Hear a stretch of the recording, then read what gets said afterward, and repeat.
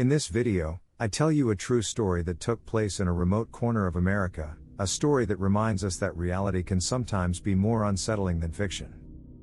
It's a story that does not offer a happy ending, but rather a warning for those who venture into unknown and dangerous territories. The setting of this tale is a secluded community nestled within the lush, green hills of West Virginia. At first glance, it might seem peaceful and ordinary, but it hides a dark, mysterious secret, a place of morbid tourist attraction. The cause of this strange allure was not breathtaking scenery or historical richness, but rather a dark mystery that resided in the roots of an ancient tree. Inside the bark of this tree, carved with surprisingly refined artistry, was an Ouija board. This wasn't an ordinary Ouija board that could be purchased in a toy store or a flea market. It had a unique and eerie origin. It had been carved directly into the wood of the tree, beneath which, according to local legends, a powerful 17th century witch was buried. In the late fall of 1972, two childhood friends, John and Richard, embarked on a journey to visit the town. Both were fascinated by the paranormal, hungry for stories of ghosts and spirits. They had heard about this Ouija board embedded in the tree and were eager to try it. After a long journey, they finally reached their destination. A thick, chilly fog enshrouded the town, giving the entire landscape an even more unsettling aspect. The tree stood in the center of the village, its massive, knotted trunk dominating the surrounding area. The Ouija board, with its engraved letters and numbers, appeared rather menacing. Despite the tense atmosphere, John and Richard decided to proceed with the seance. They placed their fingers on the planchette and began to ask questions, attempting to establish contact with the witch buried beneath the tree. At first, nothing happened. But when Richard, with a sarcastic tone, challenged the entity, saying, "Are you too weak to respond?" the planchette moved with impressive speed. It slowly traced two words: beware and consequences. In the days that followed, events took a disturbing turn. Both men began hearing a whispering voice in their ears, uttering ancient curses in a language they couldn't understand. Their personal belongings would disappear and reappear in unthinkable places. The most alarming, however, was the appearance of a dark figure in their dreams, a man dressed in black with a pointed hat, who they sometimes also saw when awake. John and Richard realized they had made a grave mistake. They had awakened a force they should have left alone. They decided to return to the tree to end the contact they had established. But when they arrived, the Ouija board was gone. In its place, a new message had been carved on the tree: "It's too late." After that night, the two friends were plagued by a constant sense of terror. They couldn't sleep, continued to see the figure of the man in black, and hear his curses. What was once a fascinating game had become an unbearable nightmare. And fear, that relentless fear, became their only companion. They began to seek help, visiting libraries and consulting ancient manuscripts to understand how to rid themselves of the dark presence they had summoned. But every attempt proved futile. The torment continued relentlessly, and the figure of the man in black seemed almost to delight in their despair. Then, one day, a plot twist. During one of his researches, John found an old local history book. As he flipped through the yellowed pages, he came across a story that seemed incredibly familiar. It was the story of the witch buried under the tree, the same one they had summoned with the Ouija board. In the story, it was said that the witch had once been a respected man, feared for his powers but also esteemed for his wisdom. However, after a tragic event, he turned against his community, becoming a dark, vengeful entity. Only when the community recognized their mistakes and asked for forgiveness, did the witch find peace. Realizing that perhaps this was the solution, John and Richard decided to return to the tree. There, with trembling voices, they asked for forgiveness for awakening the witch and challenging him. The response was immediate. A cold wind blew, making the leaves of the tree quiver. The figure of the man in black appeared before them, but this time, he didn't seem threatening. He looked at the two men and then slowly disappeared. From that day, John and Richard no longer saw the figure of the man in black. The whispers in their ears ceased, objects stopped moving around. It was as if a heavy veil had been lifted from them. Life seemed to finally return to normal, and freedom from that curse felt like a precious gift. John, wanting to forget the entire experience, decided to keep the Ouija board, hoping to bury the memory of that terrible night. However, the peace they had so desired was short-lived. Just a few months later, another plot twist shook their lives. It was Halloween night and Sarah, John's younger sister, found the Ouija board. Unaware of the power of the object, she decided to use it as part of a game for her Halloween party. Sarah and her friends, amused and a bit scared, sat around the board and began to ask questions. When the planchette started moving, the girls laughed nervously, thinking one of them was manipulating the object. But soon, their amusement turned into terror. Sarah started seeing the figure of the man in black, the same one who had tormented her brother and Richard. But for her, the visions were much more intense. The figure appeared not only in her dreams, but also during the day, whispering dark curses and showing her horrific images. Despite John and Richard's attempts to help her, using their experience and knowledge gained, Sarah's visions didn't stop. The young girl couldn't bear the stress and fear. She was admitted to a mental health institute, where doctors tried to help her deal with her hallucinations. But the curse of the Ouija board proved too strong. Despite numerous attempts at therapy and treatments, Sarah continued to see the man in black. Her mental health progressively worsened, and it became clear that she would likely never return to the girl she once was. The story of John, Richard, and Sarah became a warning to all those who considered the Ouija board a simple game.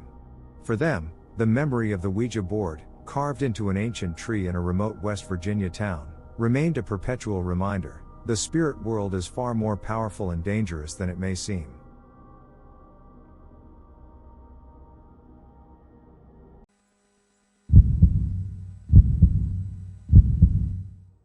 This tale begins in the picturesque state of Maine, in New England, known for its lush forests, rugged cliffs, and scattered lighthouses along the coast.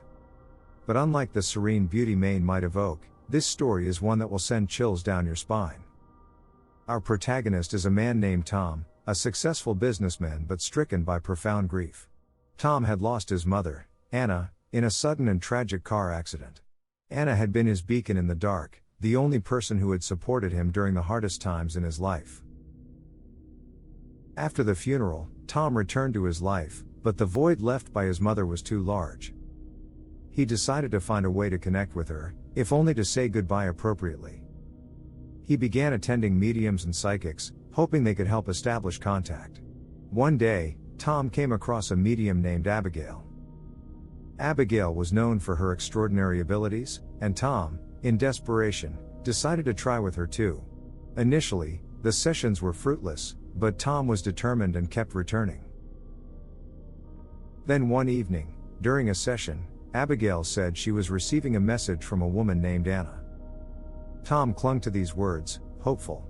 Abigail transmitted the message. Anna wanted Tom to retrieve a personal item that was in his possession, a gold pendant in the shape of a rose that she always wore with her. Tom was confused. He did not remember ever seeing such a pendant. But, driven by the hope of connecting with his mother, he began to search.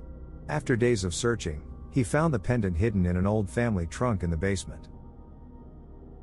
Happily, he returned to Abigail with the pendant. The medium took the object and told Tom that, with this physical connection to Anna, they could establish a stronger contact.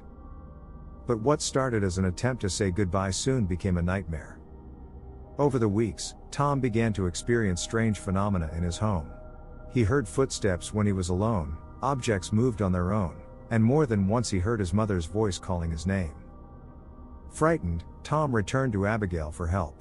But Abigail could not explain what was happening. Tom was confused and scared, fearing he had opened a door that he should not have. After opening what Tom felt was a door to the beyond, his life became a nightmare. Objects flew around the room, the lights turned on and off for no reason, and he often heard a voice whispering in his ear, a voice that sounded strangely like his mother's. Fearing he had unleashed something dark, Tom returned to Abigail to find a solution.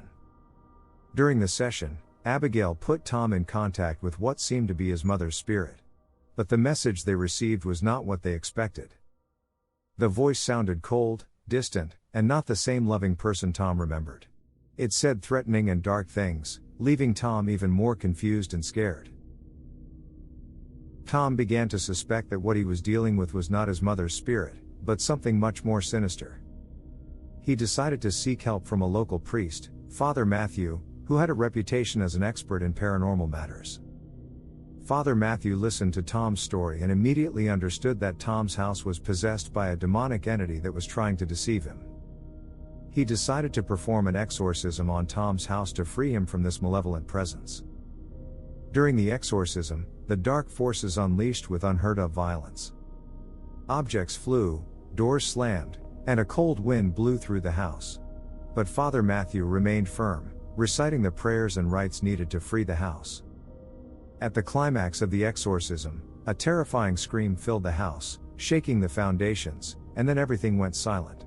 Father Matthew, exhausted but triumphant, announced that the demonic entity had been expelled. Tom, relieved but exhausted, thanked Father Matthew. However, the price of liberation was high. The dark forces, once expelled, had left an indelible imprint on the house where he had lived so happily with his mother. Despite the exorcism, the atmosphere in the house had changed, becoming heavy and laden with a subtle sadness. Every corner, every room, seemed to whisper stories of a pastime that would never return. Despite his attempts to restore normality to the house, Tom could not dispel that feeling of distress. He could no longer sleep because every time he closed his eyes, the memories of the visions and voices came back to torment him. Moreover, the neighbors, having witnessed the exorcism and the series of extraordinary events that followed, had begun to avoid the house and Tom himself, looking at him with fear and suspicion. The hardest thing, however, was the feeling of having lost a part of his mother. The house had been their place, full of her memories. Now, it was as if those memories had been distorted, corrupted by the dark touch of the entity that had tried to deceive him. Finally, Tom made the difficult decision to leave the house. He decided to move to another city, to a new place where he could start a new life. He sold the house, leaving behind the echoes of his past and the persistent presence of a painful memory. Although the departure was painful, Tom found relief in the detachment. The liberation from the terrifying visions was like removing a heavy cloak that had oppressed him for months. Tom had learned the lesson at a high price, understanding that certain doors, once opened, can be difficult to close. From that day, he decided to seek comfort in the present, rather than seek answers in the world of spirits.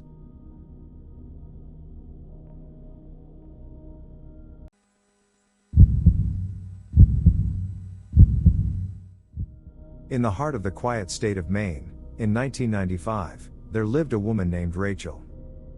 Rachel had been a happy mother, her heart full of love for her little angel, Sam, who had been taken away too soon. Sam had died suddenly at just 3 months old due to an incurable disease. Since then, Rachel and her husband, David, have not been able to have other children. Consumed by grief and despair, Rachel became obsessed with the idea of contacting Sam. One day, during a visit to an antique shop, she saw an Ouija board. Driven by an irresistible impulse, she bought it. She felt that it was her only way to re-establish a connection with her son. One evening, while David was out of town for work, Rachel decided to try using the board. She lit some candles and sat on the floor, with the board in front of her. Her hands trembled as she placed her fingers on the planchette. "Sam," she whispered, "are you here?" For several minutes, nothing happened. Then, the planchette began to move. Rachel felt a gust of cold and a sense of presence. In the background, she could almost hear the cry of a newborn.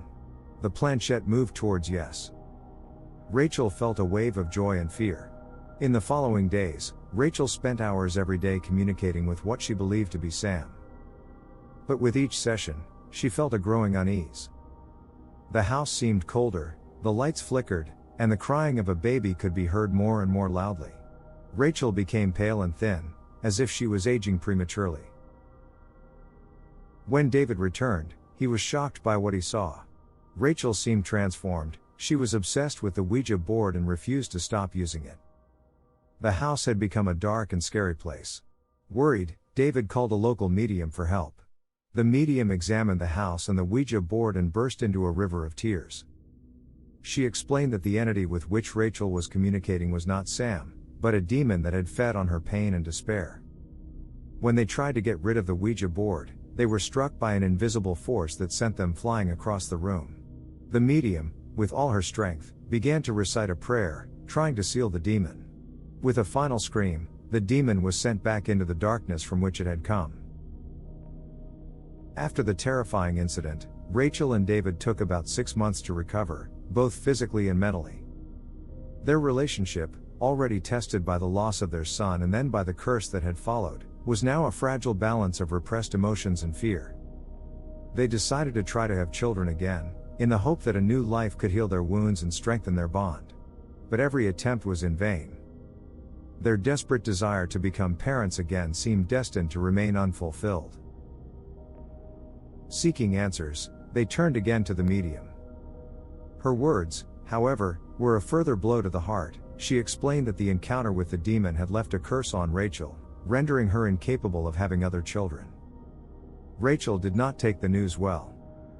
Despair and guilt overwhelmed her, plunging her into a deep crisis. The couple, already strained by all the events, could not withstand this new blow of fate. Rachel left David, ran away, and took refuge in a small town far from everything that reminded her of her pain. They saw her occasionally at the local supermarket, always unkempt, her gaze fixed on the void, a shadow of the happy and lively woman she once was. Those who knew her said she seemed mentally unstable, as if her soul was still tormented by invisible demons. David, instead, remained in the old house, a silent monument to their shared pain. He, too, had changed. His eyes, once full of warmth, were now cold and distant, marked by the terrifying experience he had lived. The house, once full of laughter and hopes, was now just a faded memory of what it had been, a place of silence and solitude.